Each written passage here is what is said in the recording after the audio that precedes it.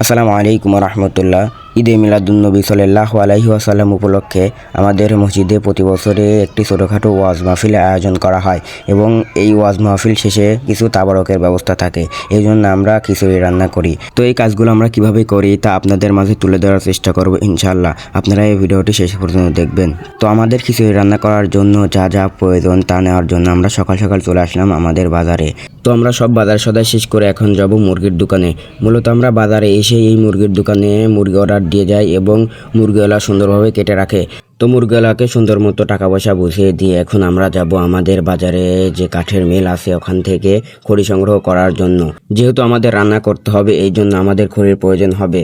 মূলত এই খড়িগুলো আমরা বাজারে যাওয়ার পথে এই মিল থেকে কিনে রাখছিলাম এবং এখানে যাওয়ার সময় শুধু ভ্যানে করে নিয়ে যাচ্ছি। তো এই খড়িগুলো ভালোভাবে ভেনে তুলে এখন আমাদের গন্তব্য হলো আমাদের বাসা। তো আমাদের বাজার থেকে বাসায় আসতে আসতে প্রায় 11টা বেজে যায়। তো আমরা এই রান্না করার কাজটা বিকালে শুরু করবো ইনশাআল্লাহ। তো প্রায় 3:30টার দিকে রান্না করার জন্য এখানে দুইটা সুন্দরভাবে চুলা কেটে নিচ্ছিল। তো চুলা কাটার পর আমরা এখানে আসছি মাংস জানছিলাম ওইগুলো ভালোভাবে ধোয়ার জন্য। তো এখানে আমি ধুছি না, মূলত এক একজনের এক একটা দায়িত্ব থাকে। তো যার যে দায়িত্ব থাকে সেই দায়িত্বগুলো সুন্দরভাবে সম্পূর্ণ করার চেষ্টা করে। তো সবাই মিলে আমাদের বাড়ি থেকে এই পেঁয়াজ রসুনগুলো সুন্দরভাবে আগে থেকে কেটে রাখছিল। তো এই রান্না বাড়ার কাজগুলো যদি আমরা আরও 1 থেকে 2 ঘন্টা আগে করতে পারতাম তাহলে আমাদের জন্য ভালো হতো। কারণ আমি এখানে আসরের নামাজ পড়ে এসে দেখি আমাদের এই রান্না বাড়ার কাজগুলো তেমন একটা আগায় নাই। তাও আলহামদুলিল্লাহ সবাই সবার জায়গা থেকে তাদের কাজগুলো সুন্দরভাবে করে নিচ্ছিল। তো আমরা আমাদের যেগুলো কাজ ছিল সেই কাজ করা শেষ করে আমরা আমাদের সবাই মিলে সবাইকে সাহায্য করতেছিলাম। তো আমরা এই খিচুড়ি রান্না করার জন্য প্রায় 40 কেজির মতো চাল দিছি এবং 20 কেজির মতো মুরগির মাংস দিছি।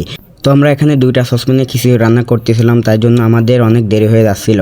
তো আমরা প্রথম সসপ্যানের যে খিচুড়ি ছিল ওইগুলো ভালোভাবে প্যাকেটে করে ভরে নিয়েছিলাম, যেহেতু আমরা এই প্যাকেটে করে আমাদের মসজিদে সবাইকে দেব। প্যাকেটে করে মসজিদে দিলে পরে আর অনেকটা সুবিধা হয়। তো আলহামদুলিল্লাহ আমাদের প্রথম সসপ্যানের যে খিচুড়ি ছিল ওইগুলো ভালোভাবে প্যাকেটে করে বেঁধে নেওয়ার পর এখন এই প্যাকেটগুলো ভালোভাবে গুনে নিয়ে আমরা বস্তায় তুলে নিয়েছিলাম, যাতে করে আমাদের মসজিদে দিতে সুবিধা হয়। তো প্রথম সসপ্যানের খিচুড়িগুলো প্যাকেট করার শেষ করতে করতে আমাদের দ্বিতীয় সসপ্যানের খিচুড়িগুলো চলে আসলো। তো এই খিচুড়িগুলো প্রচণ্ড গরম, এর জন্য আমরা ভালোভাবে এইগুলো একটু নেড়ে নেড়ে জুড়ে দিচ্ছিলাম, যাতে করে আমাদের তাড়াতাড়ি আমরা প্যাকেট বাঁধতে পারি এবং প্যাকেট বাঁধতে সুবিধা হয়। তো আমাদের যেহেতু একটু দেরি হয়ে গেছে এই জন্য আমরা একটু তাড়াতাড়ি কাজগুলো করতেছিলাম। তো এই খিচুড়ি প্যাকেট করার কাজটা আমরা এখানে প্রায় 10 থেকে 12 জন মিলে এই কাজটা করতেছিলাম। তো এক একজনের এক এক রকম কাজ ছিল, কেউ এই প্যাকেটে খিচুড়ি ভর্তি ছিল এবং কেউ ভালোভাবে বেঁধে নিচ্ছিল। তো আমাদের এই কাজটা একটু তাড়াতাড়ি করতে হবে যেহেতু আমাদের অনেক দেরি করে ফেলেছি।